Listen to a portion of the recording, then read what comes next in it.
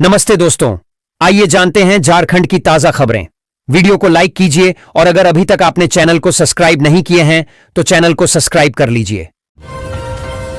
देश भर के आम लोगों के लिए आज का दिन किसी त्योहार से कम नहीं है। वर्षों के इंतजार के बाद आखिरकार पेट्रोल और डीजल के दामों में ऐसी भारी गिरावट आई है जैसी पहले कभी नहीं देखी गई।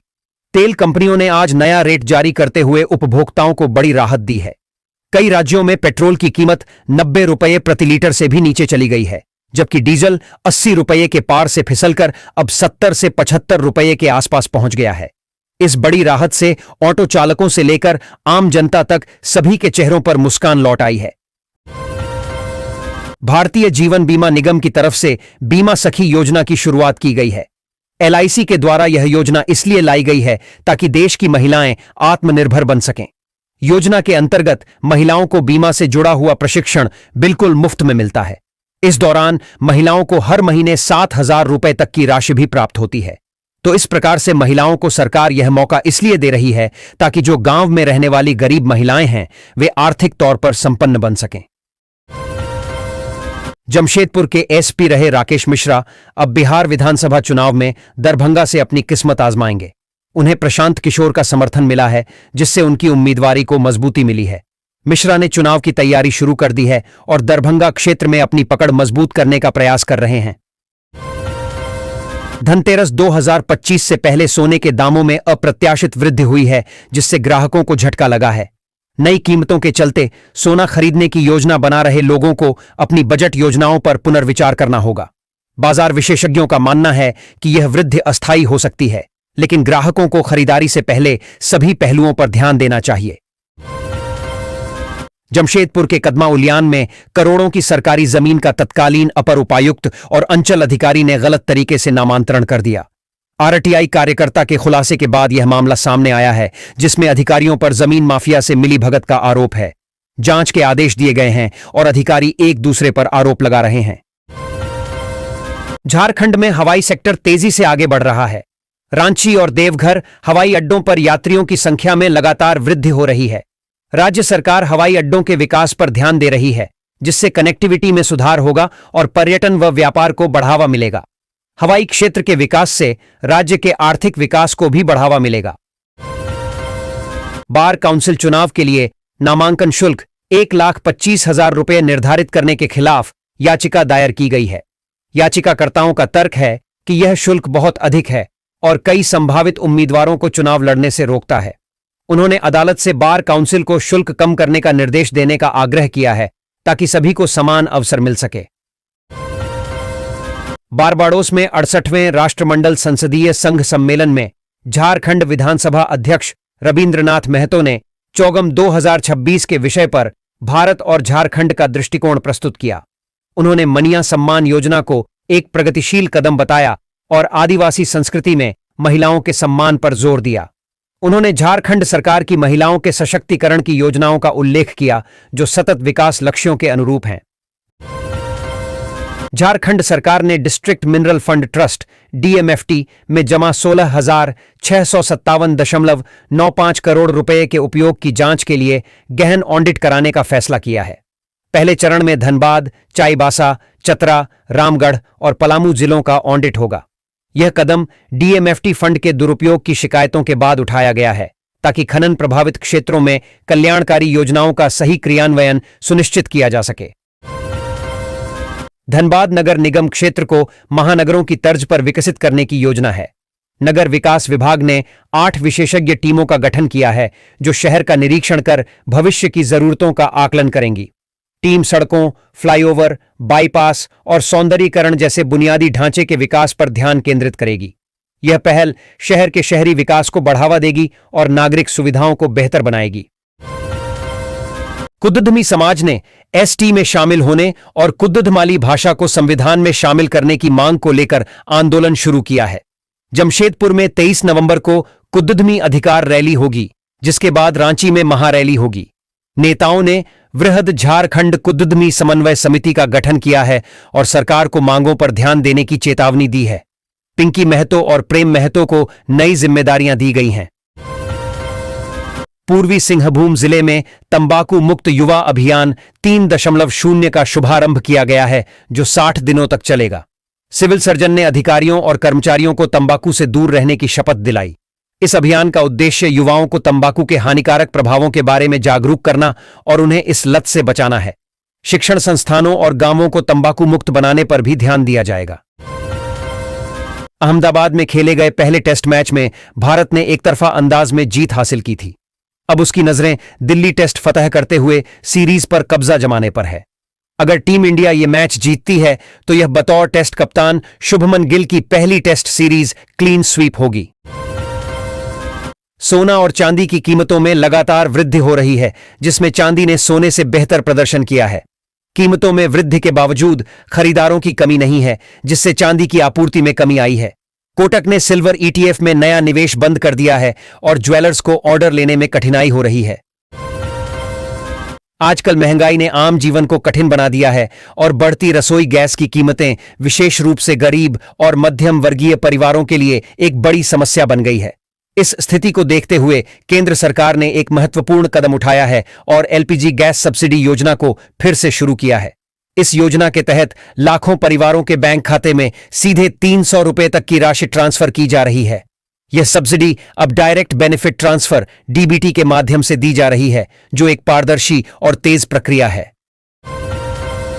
भारत के जितने भी पेंशन में नया नियम लागू किया गया है, जिससे सभी पर कर्मचारियों को बड़ी राहत मिली है और उनके चेहरे पर खुशी लौट आई है, क्योंकि बहुत दिनों से यह बात का इंतजार चल रहा था। यहां नया अपडेट खास तौर पर उनके कर्मचारियों के लिए यह बेहद अहम है, जिनकी लंबे समय से मांग रही थी कि पुरानी पेंशन योजना ओल्ड पेंशन स्कीम को फीस लागू किया जाए। डीएवी पब्लिक स्कूल स्वांग में कैरियर काउंसलिंग को लेकर गुरुवार को कार्यशाला का आयोजन किया गया। इसमें LPU, RKDF, IILMU, Centurion, Amethi university के साथ साथ कुल 12 यूनिवर्सिटी के कोऑर्डिनेटर ऑफ करियर काउंसलर ने विद्यार्थियों को विशेष जानकारी दी। बताया गया कि छात्रों के जीवन में उचित मार्गदर्शन अत्यंत आवश्यक है। विद्यार्थियों को किस विश्वविद्यालय में दाखिला लेना है, किस स्ट्रीम में लेना है, उचित परामर्श एवं निर्देशन के आधार पर छात्र छात्राओं को विभिन्न संकायों में नामांकन लेना चाहिए। भारत के औद्योगिक विकास को नई दिशा देने वाले और मानवीय मूल्यों एवं सादगी के प्रतीक रतन टाटा की प्रथम पुण्यतिथि पर सिद्धगोड़ा में कानन इंटरप्राइजेज ने कार्यालय में श्रद्धांजलि सभा का आयोजन किया। सर्वप्रथम उनके चित्र पर पुष्प अर्पित कर सभी ने श्रद्धांजलि अर्पित की। इस दौरान जरूरतमंद बच्चों और विद्यार्थियों के बीच पठन पाठन सामग्री का वितरण किया गया। इसके पश्चात कर्मचारियों के उत्कृष्ट कार्य, महत्वपूर्ण उपलब्धियों और कारखाने में महत्वपूर्ण योगदान के लिए पुरस्कार से सम्मानित किया गया।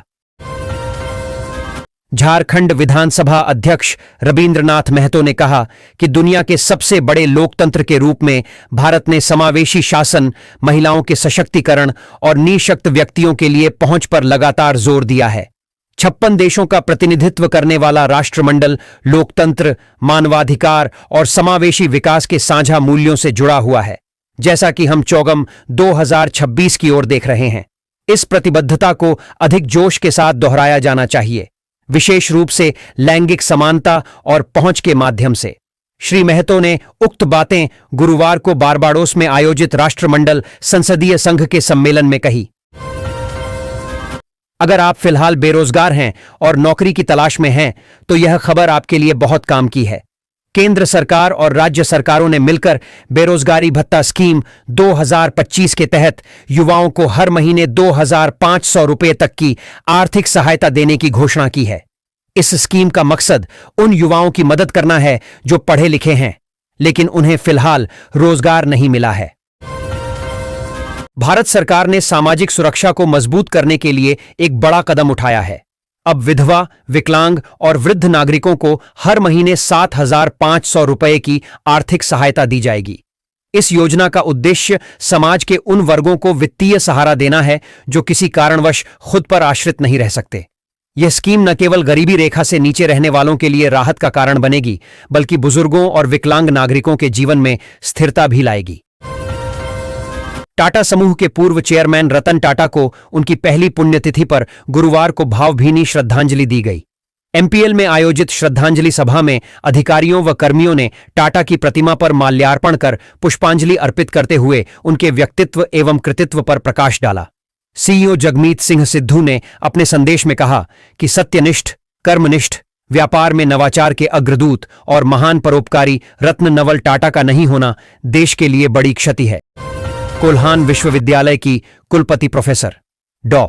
अंजिला गुप्ता ने छात्र संगठनों की मांग और प्राचार्य से प्राप्त प्रतिवेदन के आधार पर विश्वविद्यालय के कई कॉलेजों में उपलब्ध शिक्षकों का युक्तिसंगत समायोजन करना प्रारंभ कर दिया है। इसके तहत अति आवश्यक विषयों में कुछ शिक्षकों को स्थानांतरित किया गया है, तो कुछ शिक्षकों को छात्रों की संख्या एवं आवश्यकता के आधार पर विभिन्न कॉलेजों में 3-3 दिन के लिए कक्षा लेने के लिए अधिकृत किया है। इससे संबंधित अधिसूचना कुलसचिव डॉक्टर पुरुषोत्तम सियाल द्वारा जारी किया गया है। यह जानकारी विश्वविद्यालय के प्रवक्ता डॉक्टर ए.के. झा ने दी। रायपुर में खेले जा रहे सीनियर महिला T20 ट्रॉफी एलीट ग्रुप के एक मैच में झारखंड की टीम ने गोवा को 7 विकेट से हराया। गोवा की टीम पहले बल्लेबाजी करते हुए 19.2 ओवर में 78 रन पर सिमट गई। झारखंड की ओर से आरती कुमारी ने शानदार प्रदर्शन करते हुए 15/3 विकेट लिए। देवयानी को 2, अश्विनी, दुर्गा व शिखा को 1-1 विकेट मिला। जवाब में झारखंड की टीम 13.4 ओवर में 3 विकेट के नुकसान पर 82 रन बनाकर मैच जीत लिया। शशि माथुर ने नाबाद 46 व दुर्गा मुर्मू ने नाबाद 24 रनों की पारी खेली। आरती को प्लेयर ऑफ द मैच घोषित किया। सेमीफाइनल मैच में FCI services sports control board की टीम हारी Jamshedpur. Comptroller and audit general of India CAG और petroleum sports promotion board PSPB की टीम ने शानदार प्रदर्शन करते हुए 5वीं हॉकी इंडिया सीनियर पुरुष अंतर विभागीय चैंपियनशिप के फाइनल में पहुंच गई है।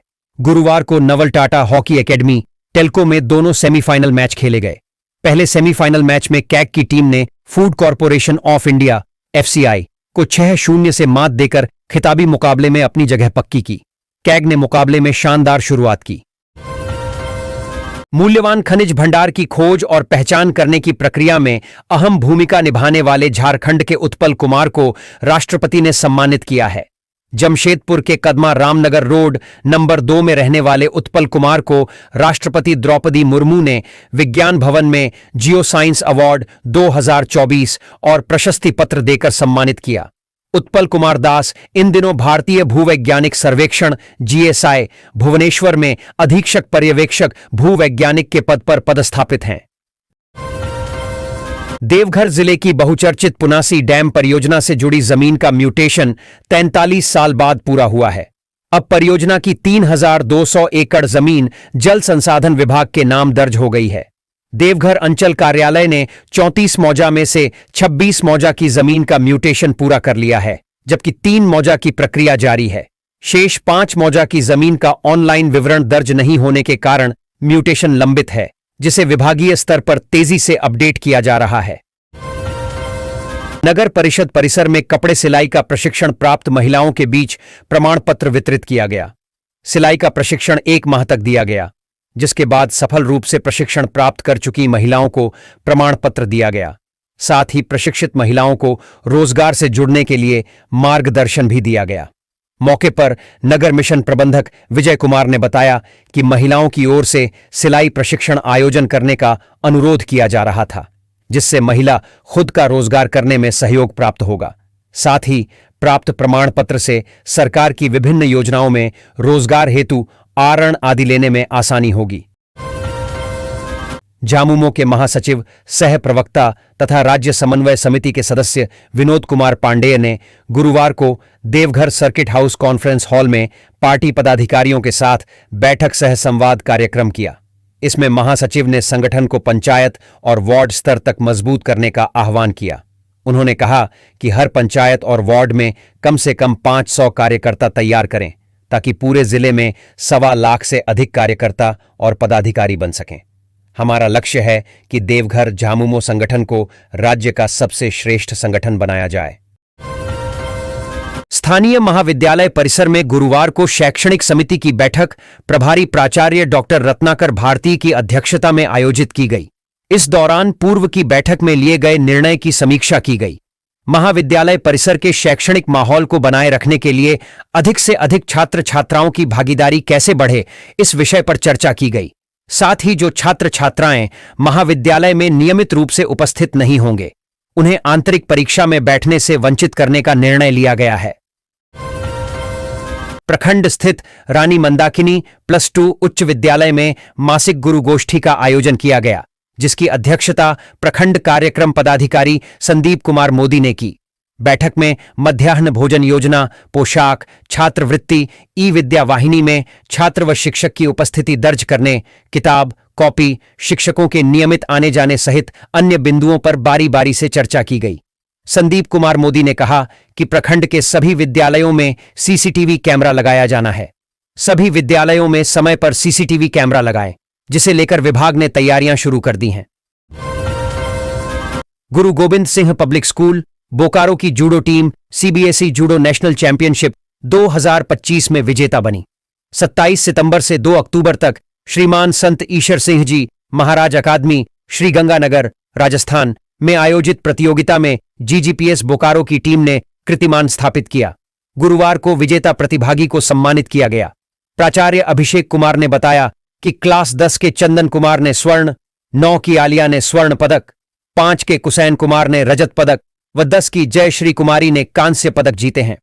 प्राचार्य ने कहा कि अनुशासन, आत्मविश्वास व परिश्रम के बल पर कोई भी लक्ष्य संभव है। बीएसएल की ओर से इस्पात भवन में गुरुवार को कवि सम्मेलन का आयोजन किया गया।